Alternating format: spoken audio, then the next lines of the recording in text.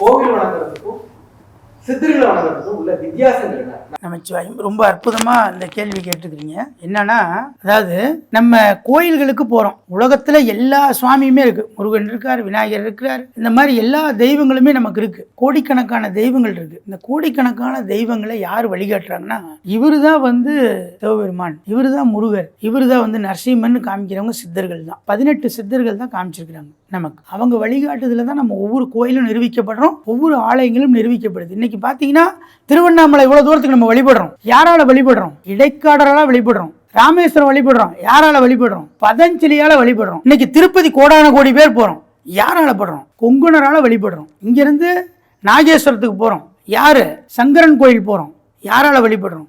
அங்க பாம்பாட்டி சித்தனுடைய ஜீவசமாதி இருக்கு, அதனால போறோம். பழனி இத்தனை கோடி பேர் போறோம், யாரை நோக்கி போறோம்? போகர் இருந்ததுனால போறோம், புலிபாணி இருந்ததுனால போறோம். இப்படி பல அற்புதங்கள். வைத்தீஸ்வரன் கோயிலுக்கு போங்க, தன்வந்திரி சித்தர் இருக்க. இன்னைக்கு உலகமே போற்றக்கூடிய தில்லை அம்பலவாணன், சிதம்பரம், யாரை வழிபடுறோம்? திருமூலர் இருக்காரு. உலகத்துல இப்படி பிரசித்தி பெற்ற ஆலயங்கள் எல்லாமே சித்தர்கள் இல்லாம அந்த ஆலயம் நிரூபிக்கப்படவில்லை. சித்தர்கள் யாராவது ஒரு சித்தர், 18 சித்தர்கள் மட்டும்தான் நீங்க நினைச்சுக்கிட்டு இருந்தீங்கன்னா தவறு. நவகோடி சித்தர்கள் இருக்கிறாங்க, எண்ணற்ற சித்தர்கள்.